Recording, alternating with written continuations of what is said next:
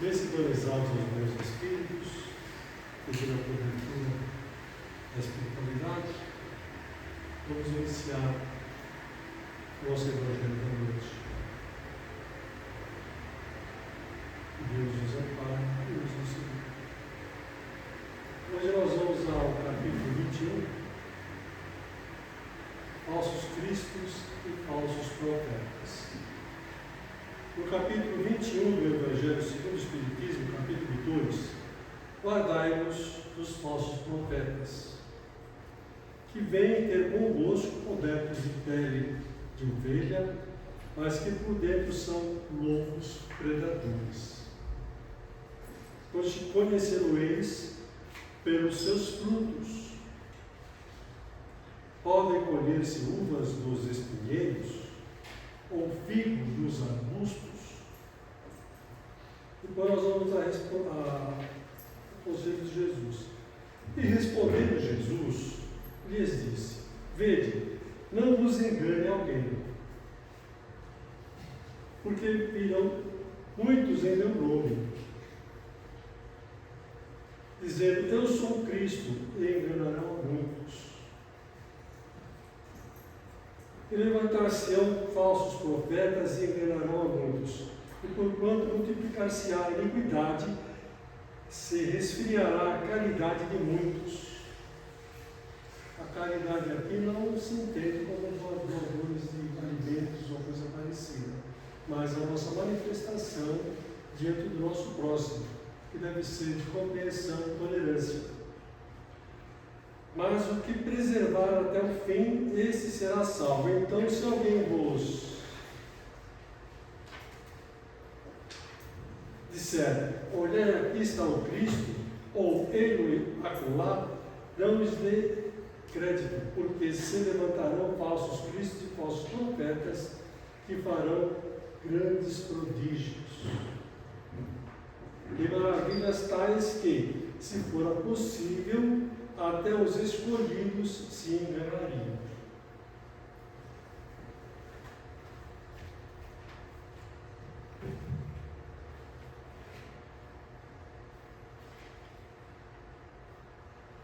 Assim, toda árvore boa produz bons frutos. Parece bem lógico, mas é isso que quer dizer. E toda árvore má produz maus frutos. Está em Mateus, capítulo 7, 15 a 20. Agora nós vamos com Kardec. Muitos se dizem enviados divinos. Muitos se sentem também, enviados divinos. Mas que, na verdade, enganam os outros por interesse, egoístas, vaidade ou ignorância. Que predomina muito a ignorância, o distanciamento de Deus. Pessoas que se fazem passar por mestres espirituais, mas que buscam poder, riqueza ou manipulação. Kardec diz assim: o verdadeiro profeta é reconhecido por sua obra, ou seja, pelos frutos que a árvore dá, e pela coerência com os ensinamentos do Cristo. Usar discernimento e o raciocínio para não sermos enganados. Nada mais justo que Kardec falar em raciocínio, Ele quer raciocinar. No Livro dos Espíritos, na questão 624, pergunta: qual o caráter do verdadeiro profeta? O verdadeiro profeta é aquele que tem moral elevada e fala em nome da verdade. Não procura glória pessoal, mas sim orientar os outros pelo bem. Como reconhecer um falso profeta? Pelas obras. Se prega o bem, mas age com interesse pessoal, há contradição. Não é? Você vai se consultar com alguém que você espera dar respostas para os seus problemas, e você chega lá, você vê 10 carros de luxo, mora num palacete gigantesco, e fica meio de olho aberto, e aí cobra a consulta. A base principal para você reconhecer um falso profeta ou alguém que se diz orientador é se ele cobra. Você vai no centro espírita, se cobrar a tua consulta, sai de lá correndo. Porque no espiritismo não se cobra nada. Aí nós vamos pelo Cristo, dai de graça, porque de graça recebeste. Por quê? Porque o médium recebeu aquilo gratuitamente. Ele já nasceu com esse propósito de levar a mensagem aos seus irmãos de uma vida além dessa vida, de que existe espíritos, que existe vida além dessa vida. Ele não fez faculdade para isso, pelo menos até agora não tem. Ele não pagou por esse estudo. Então ele diz assim, o médico de cura principalmente, olha, eu faço o trabalho igual um psicólogo, um psiquiatra, um operador, né? Um cientista, alguém que faz um cirurgião, cura as pessoas. O que é que eu não posso cobrar? Eu faço a mesma coisa. Só que tem esse detalhe, não deve aprender a fazer isso. E tem outro detalhe, quem faz não é ele, são os espíritos. Então nós no Espiritismo somos aprendizes, só aprendizes, nada mais. Porque tem centro que você vai fazer um tratamento, eles anotam lá tudo que você tem, o que você falou, como se fosse um tratamento normal, material. E os espíritos dizem que isso aí não é necessário. Porque quem sabe de todo o tratamento, de toda a argumentação necessária para a criatura, são eles e não a gente. Então a gente trabalha como alunos e aprendizados. Até na doutrinação nós estamos aprendendo. Porque quando você fala para o espírito para ele perdoar alguém, normalmente o espírito fala assim, você perdoa? Então a gente responde, a gente não perdoa. Mas é a cartilha de Jesus que nós devemos seguir. Então aquele perdão que a gente pede para ele é o perdão que a gente tem que exercer. Então essas bases você encontra no Espiritismo, e dentro delas fica fácil você rejeitar qualquer, diríamos assim, engodo que possa existir. Pela linguagem, ou melhor, pelas obras, se prega o bem, mas age com interesse pessoal à contradição. Pela linguagem, são sempre lógicos, claros e morais. Esses são os bons, aqueles que você pode confiar. Pelo comportamento, um verdadeiro profeta não busca poder, riqueza e veneração, mas nós somos assim, quase que desesperados para eleger um líder, né? Principalmente na música, né? A gente coloca as pessoas lá no altar gigantesco e fica adorando. Só não se adora o Cristo, né? Como evitar os falsos profetas, segundo André Luiz? Ele diz assim, estudo constante da doutrina espírita. É nessa área da religião que acontece mais, né? Essas criaturas que tentam enganar. Autovigilância, para evitar a vaidade e o pseudo-zonismo.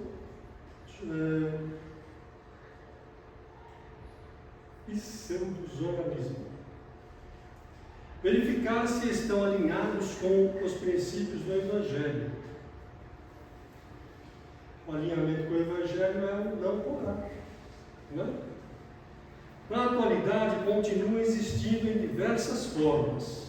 Então, não é só na religião que você tem falso profeta, você tem diversas formas.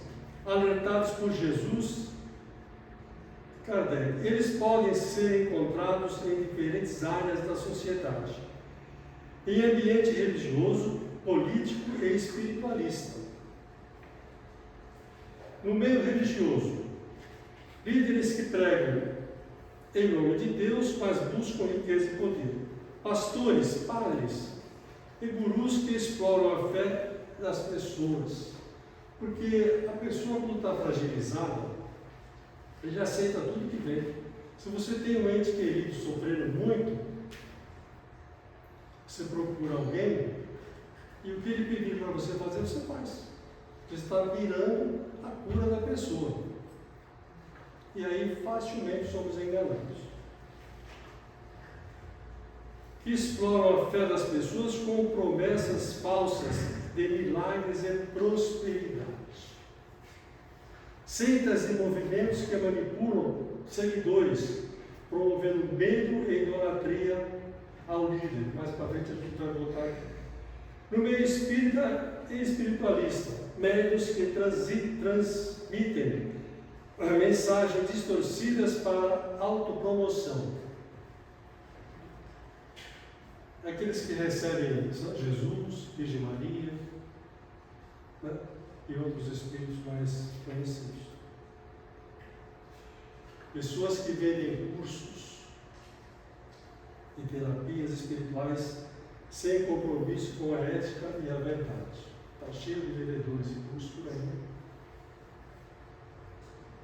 No meio político e social, líderes que se apresentam como salvadores da pátria, mas que agem apenas por interesse pessoal. Isso é o que nós temos.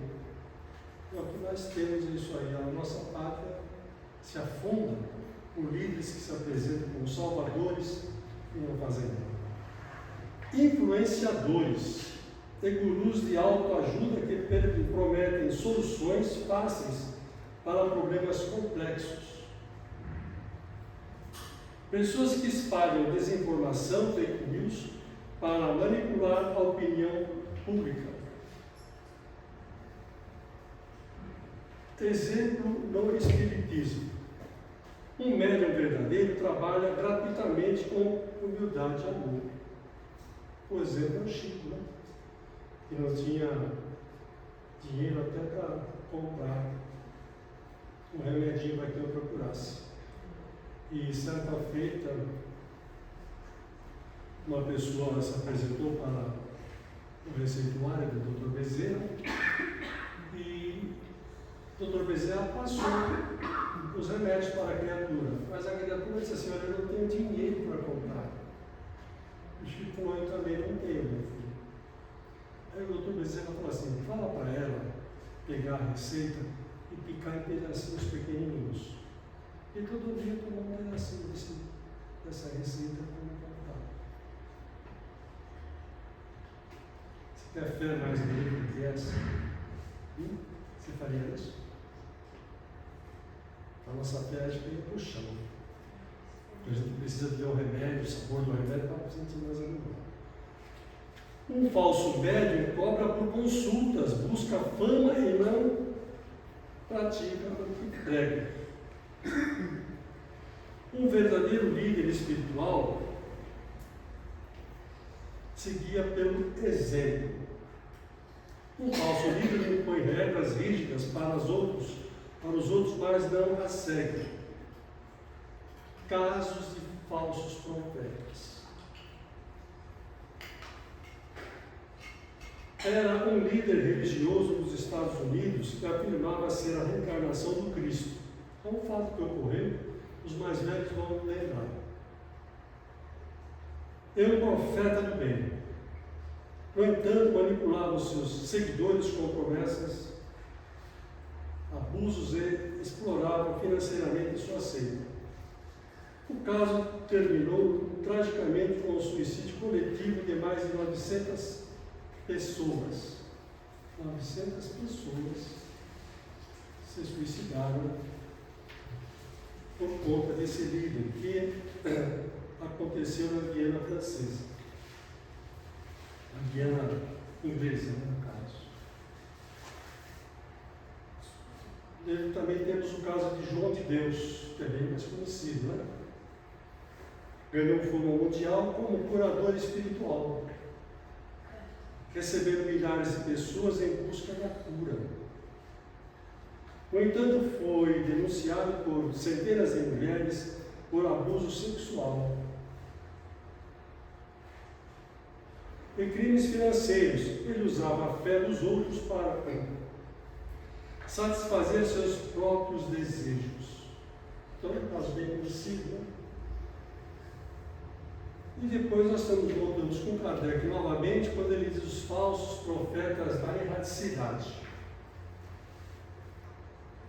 Erraticidade é o estado em que o espírito se encontra na espiritualidade em condições de voltar para cá. Então, todo espírito que está lá na espiritualidade e precisa voltar a reencarnar, isso chama-se estado de erraticidade. Muitos tentam enganar fingindo serem superiores. São espíritos ainda presos ao orgulho e às más intenções. A pessoa desencarna e normalmente a gente quer saber como é que ele está. É justo, não? Um familiar desencarna, como se ele fosse fazer uma viagem distante, e você quer saber como é que ele está. Mas os espíritos dizem que não mudou nada. Continua mesmo. As exceções, a mudança. Então, aqueles que são os dignos falsos profetas aqui, quando desencarnam, continuam falsos profetas do outro lado, enganando através da mediunidade aqueles que se apresentam para as suas consultas. Gostam de se passar por guias espirituais elevados para enganar as pessoas. Os espíritos pseudo-sábios, aqueles que não são sábios, mas passam-se por eles. Espíritos que acreditam serem sábios, mas transmitem ensinamentos errados e confusos. Podem até ter boas intenções. Às vezes o espírito tem boas intenções, querendo ajudar, mas carecem do verdadeiro conhecimento. Porque se você perguntar para um espírito quando ele responde, assim como os seres humanos também, experimenta perguntar para qualquer pessoa sobre qualquer assunto, ele responde. Não sai, mas responde. Mas temos também os mal intencionados. Sabem que estão enganando e fazem isso de propósito. Que são as obsessões que a gente faz no tratamento. Eles sabem que estão perturbando e continuam perturbando mesmo. Como agem? Dão passagens bonitas, mas vazias. Usam nomes famosos. Graças a Deus eu nunca tive. Nesse tempinho todo que estamos na doutrina, é um caso semelhante, né? Espírito se apresentar com um nome muito famoso. Fazem previsões falsas, promovem divisão e fanatismo. Esses espíritos, eles estão na espiritualidade, obedecendo a líderes fantasiosos e perversos. E eles reencarnam no meio espírita. Fazem cursos, permanecem dentro da casa espírita, chegam à diretoria da casa espírita, da federação, por exemplo, e chegando lá promove a separatividade, a agonia entre os trabalhadores, a destruir. Eles têm essa audácia de se prepararem para destruir a casa espírita. E a gente pensa que eles são só obsessores, né? Não, são espíritos inteligentes e manipulam. Eles dizem muitas verdades, mas uma pequena mentira ali no meio, ela é suficiente para destruir o trabalho. Por isso que muitos centros fecham.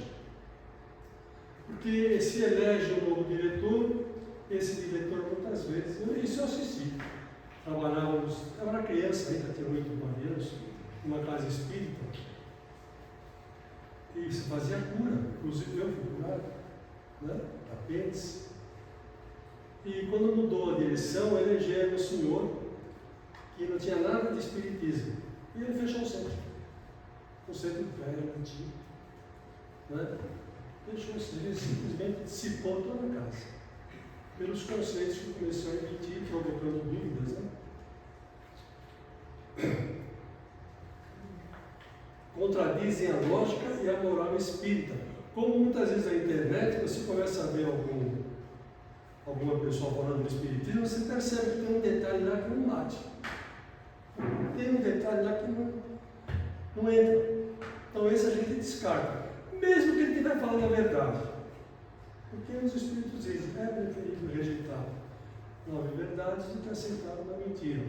Ou a gente pode aumentar um pouco, ou 99 verdades e uma mentira. Rejeita.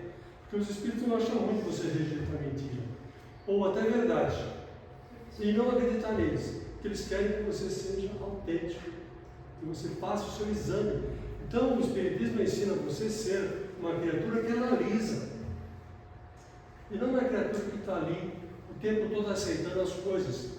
Porque ele é livre. Você tem coisas que não batem no Espiritismo. Uma coisa é certa, quando você lê Kardec, você pode ler qualquer coisa. Você não vai ser enganado.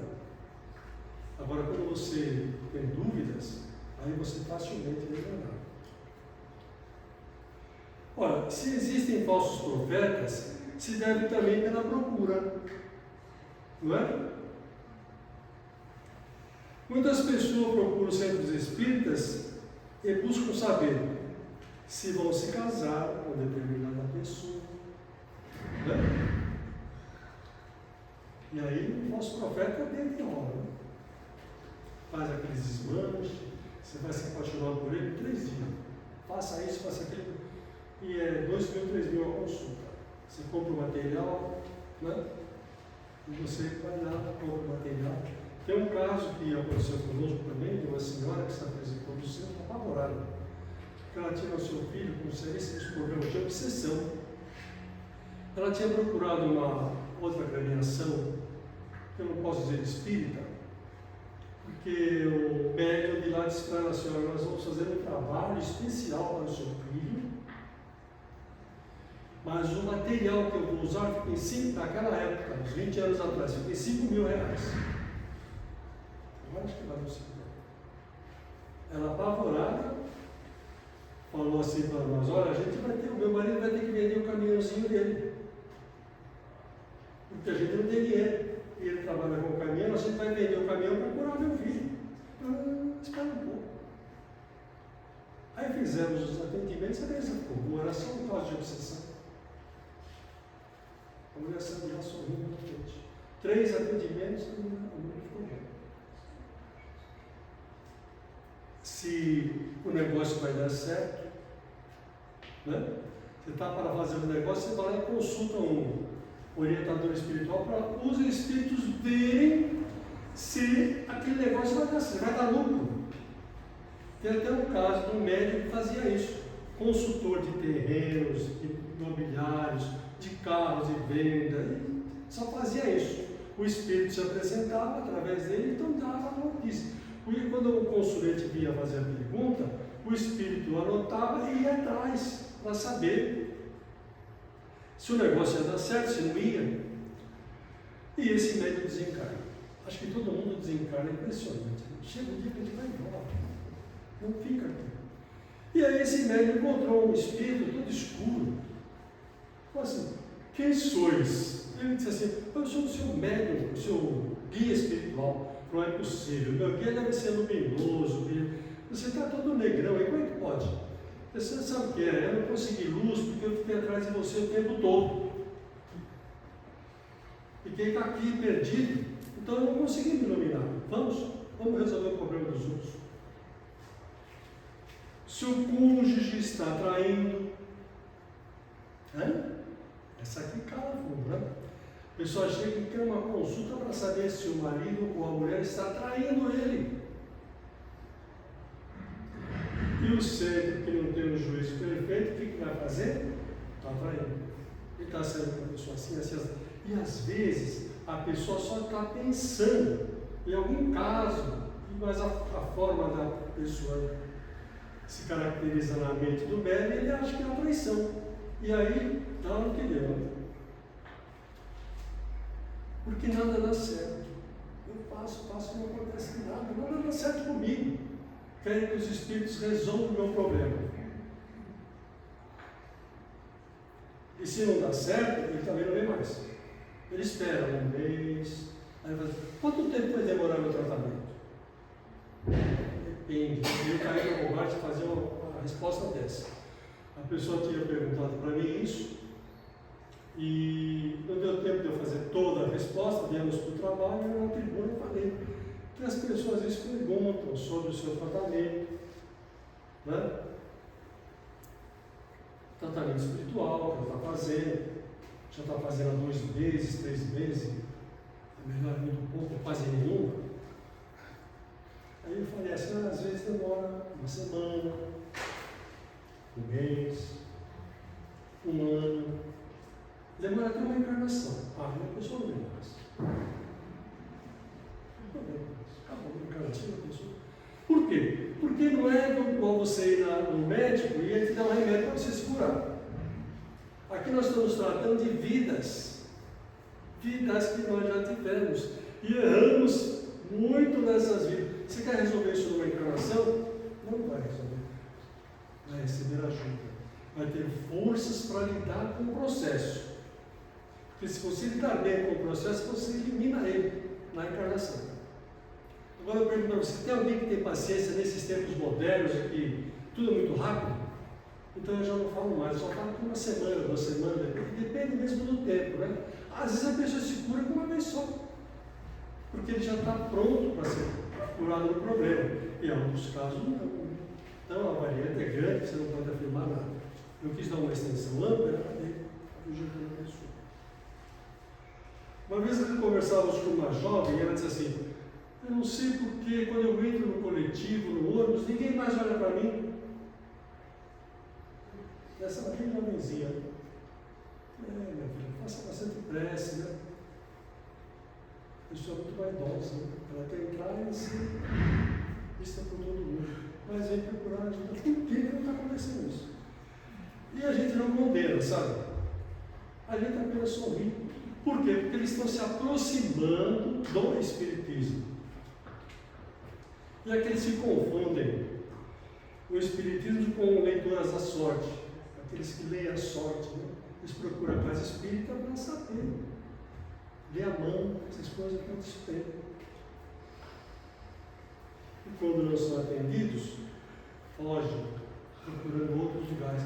E aí os falsos profetas ganham, né? Porque a procura é grande. Aqui,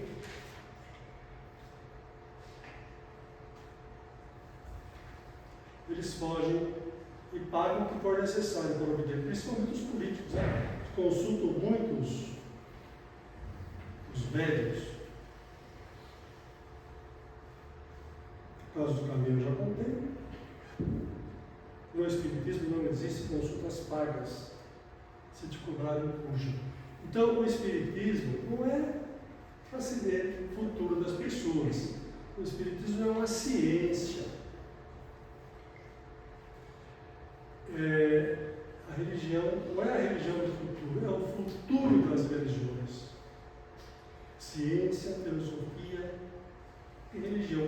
Não a religião formal, que tem categorias, né? Tem status, tem formas de posições.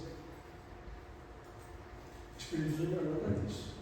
O Espiritismo, o fator principal dele é a reforma íntima da pessoa. É a transformação moral da criatura. Porque simplesmente nós não vamos levar nada do que tem aqui. Nós só podemos fazer bom uso do que tem aqui. Mas o exame mesmo real é do outro lado. E é engraçado, nós todos vamos para o outro lado. Mas como é que vamos chegar lá? Então a doutrina espírita, principalmente a série do André Luiz, ela prepara a criatura para essa grande viagem. E não é para assustar ninguém, é para a gente termos um comportamento segundo o nosso esforço, porque ninguém vai ser perfeito do dia para a noite. Nós vamos ser apenas espíritos esforçados. É o que Kardec fala. Como é que você reconhece um bom espírito? É pelo esforço que ele faz em ser melhor hoje do que ontem e amanhã do que hoje. Então vamos às nossas vibrações.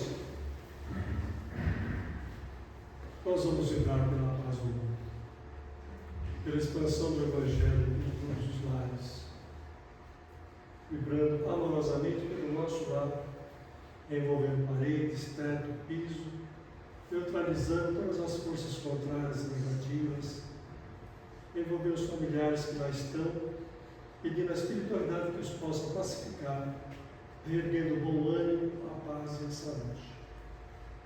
Lembremos por todos os casos necessitados da nossa casa e pedimos a Jesus as suas bênçãos.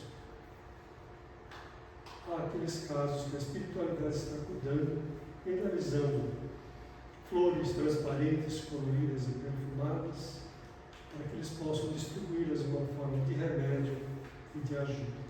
Graças a Deus. Graças a Deus. Pensei que eu ia falar só 15 minutos.